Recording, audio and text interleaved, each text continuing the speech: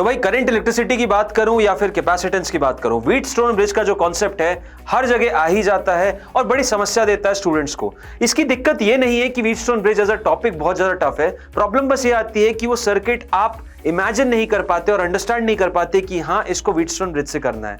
तो मैं लेकर आया हूं आप लोगों के लिए एक बहुत ही छोटा सा लेकिन इतना बढ़िया वीडियो जिसमें आपको व्हीटस्टोन ब्रिज के जितने भी केसेस हैं जो भी पॉसिबल हैं, जैसे आ चुके हैं पुराने सालों में, वो सारे ही केसेस आपके सामने लाया हूं। तो मोटा मोटा मात्र 3 केस एग्जिस्ट करते हैं व्हीटस्टोन ब्रिज के। अगर ये तीनों देख लिए तो व्हीटस्टोन ब्रिज से कोई समस्या आपको नहीं आएगी। सबसे पहला केस आपके सामने ये दिया हुआ है, बड़ा स्टैंडर्ड सा केस होता है, इस टाइप का अरेंजमेंट रहता है और यहां पे अगर R1:R2 का रेशियो R3:R4 के रेशियो के बराबर है तो R के थ्रू कोई करंट नहीं जाता, तो यहां से रिमूव हो जाता है और सर्किट कुछ इस तरीके का बन जाता है। सेकंड केस जो बनता है वो कुछ इस तरीके का बनता है कि यहां पे आपको अरेंजमेंट इस तरीके का दिया हुआ है और यहां पे R1:R2 का रेशियो अगर R3:R4 के बराबर है तो R के थ्रू कोई करंट नहीं जाएगा।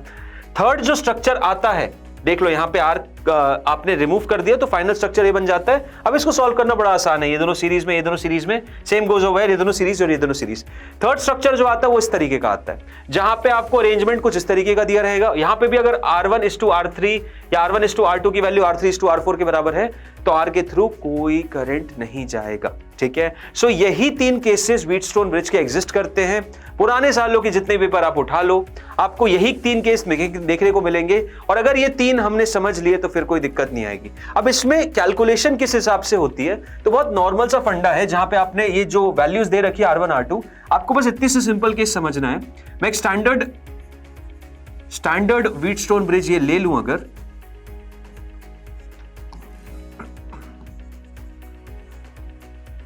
तो यहां पे केस सिंपल ये हो जाता है कि R1 और R2 if R1:R2 is equal to R3:R4 हो जाता है तो ये R के थ्रू नो करंट जाता है। That means no current through R resistor. और अगर इसके थ्रू कोई करंट नहीं जाएगा, तो सर्किट को सॉल्व करने में यही सबसे ज्यादा प्रॉब्लम फेस करा रहा था। तो इसको अगर रिमूव कर देंगे तो फाइनल आंसर बड़ी आसानी से निकल जाता है। R1 और R3 आपके सीरीज में आ जाते हैं और R2 और R4 भी आपके सीरीज में आ जाते हैं। तो अब आई डोंट थिंक इस क्वेश्चन को सॉल्व करने में कोई भी प्रॉब्लम आती है। The main problem is just to identify Wheatstone bridge कैसे। ठीक है, अब इसका एक ऑल्टरनेट अरेंजमेंट भी होता है।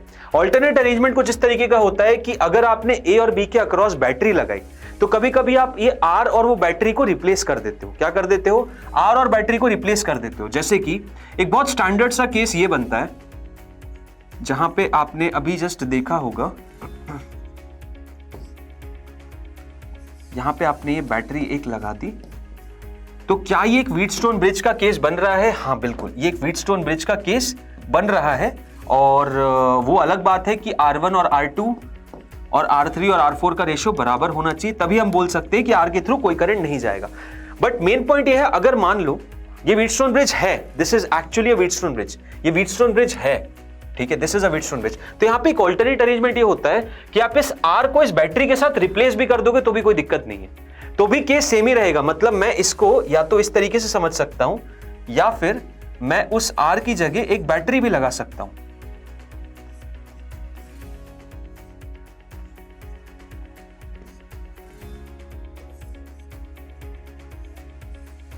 ये रहा, समझ रहे हो बात को? मैं उस बैटरी की जगह R भी लगा सकता हूं, तो R1 R2 हो जाएगा, ये R3 ये R4 हो जाएगा और ये R हो जाएगा और ये बैटरी सेम वही EMF की।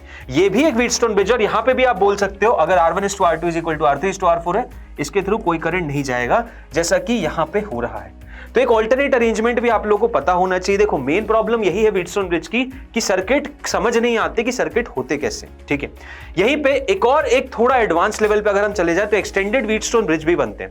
अब एक्सटेंडेड व्हीटस्टोन ब्रिज क्या होते हैं, इसको मैं आपको एक छोटे से डायग्राम के थ्रू हेल्प से बताता हूं।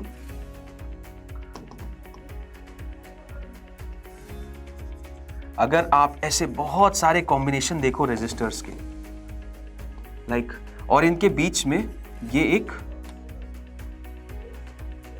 इस तरीके का रेजिस्टर्स लगे हुए हैं, तो अगर इनका रेशियो सेम आ रहा है, अगर ये R है, ये R है, ये भी आर है, ये भी आर है, ये भी आर है, ये भी आर है, इनका अगर रेशो बराबर है, अगर इनका रेशो बराबर है तो इस आर के थ्रू कोई भी करंट नहीं जाता है। तो ये सर्किट पूरा का पूरा, ये पूरा का पूरा सर्किट कुछ इस तरीके से एडवांस हो जाएगा कि ऊपर आर रेजिस्टर ही लगे हुए हैं